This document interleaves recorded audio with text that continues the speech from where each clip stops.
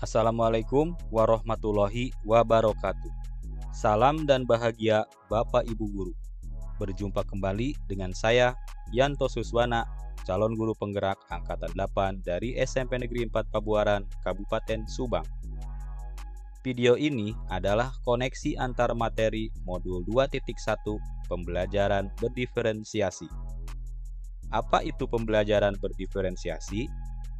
Pembelajaran berdiferensiasi adalah usaha guru dalam menyesuaikan proses pembelajaran di kelas untuk memenuhi kebutuhan belajar individu murid.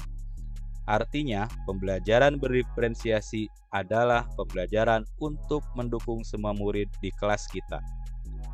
Maksudnya apa ya? Ingat, setiap anak adalah unik. Mereka punya kelebihan dan kekurangannya masing-masing. Begitu pula dengan minat, gaya belajar, kebiasaan, pola pikir, kemampuan literasi, dan lain-lain pasti berbeda kan? Nah, disinilah diperlukan usaha guru untuk dapat memenuhi kebutuhan belajar murid yang berbeda-beda, agar mereka merasa nyaman saat belajar di kelas dan tentunya tujuan pembelajaran dapat tercapai. Lalu bagaimana cara untuk dapat melakukan pembelajaran berdiferensiasi di kelas? Agar dapat melakukan pembelajaran berdiferensiasi, guru harus memahami tujuan pembelajaran terlebih dahulu. Selanjutnya, mengetahui dan merespon kebutuhan belajar murid, menciptakan lingkungan belajar yang mengundang murid untuk belajar, melakukan manajemen kelas yang efektif, dan lakukan penilaian berkelanjutan. Berkaitan dengan kebutuhan belajar murid, guru harus memahami 3 aspek berikut ini. Yang pertama, kesiapan belajar murid atau readiness. Kesiapan belajar mengharuskan guru untuk menilai pengetahuan awal dan menentukan apa yang telah murid ketahui dan di mana murid berada. Yang kedua, minat murid. Minat setiap anak pasti berbeda-beda. Minat adalah salah satu motivasi penting bagi murid untuk terlibat aktif dalam proses pembelajaran. Dan yang ketiga, profil belajar murid. Profil belajar murid berkaitan dengan lingkungan, budaya, gaya belajar, dan kecerdasan majemuk yang berbeda-beda antara satu dengan yang lainnya. Kebutuhan belajar murid dapat diidentifikasi berdasarkan cara-cara berikut ini. Mengamati perilaku murid-murid, mengidentifikasi pengetahuan awal, mereview dan melakukan refleksi terhadap praktik pengajaran, berbicara dengan guru murid sebelumnya, membaca rapor murid di kelas sebelumnya, atau bisa juga menggunakan berbagai penilaian-penilaian formatif dan diagnostik.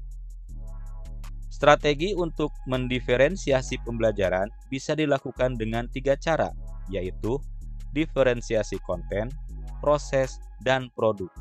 Guru dapat memilih salah satu atau kombinasi dari ketiganya.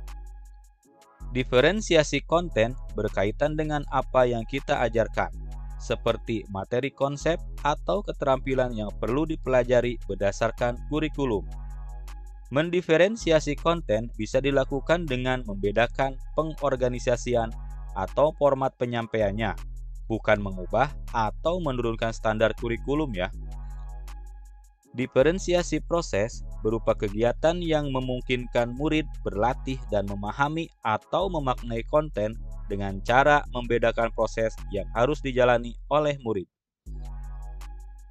Dan diferensiasi produk berupa bukti yang menunjukkan apa yang murid telah pahami dengan cara membedakan atau memodifikasi produk sebagai hasil belajar murid, hasil latihan, penerapan, dan pengembangan apa yang telah dipelajari. Lalu, adakah keterkaitan antara modul pembelajaran berdiferensiasi dengan modul-modul yang lain? Tentu saja ada. Untuk dapat melakukan pembelajaran berdiferensiasi, maka guru harus berusaha memenuhi kebutuhan belajar anak sesuai dengan kodrat alam dan kodrat zaman, berdasarkan filosofi Ki Hajar Dewantara.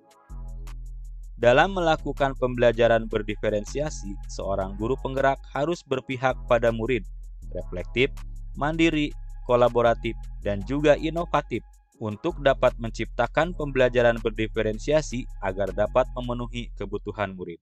Dengan demikian, seorang guru penggerak dapat mewujudkan kepemimpinan murid dengan menuntun murid merdeka belajar. Hal ini sesuai dengan nilai dan peran guru penggerak.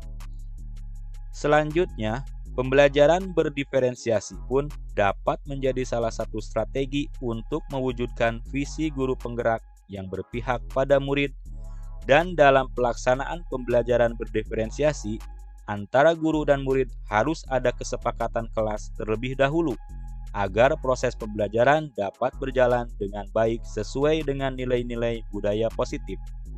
Demikian pemaparan koneksi antar materi modul 2.1. Semoga menginspirasi dan terima kasih. Salam dan bahagia. Wassalamualaikum warahmatullahi wabarakatuh.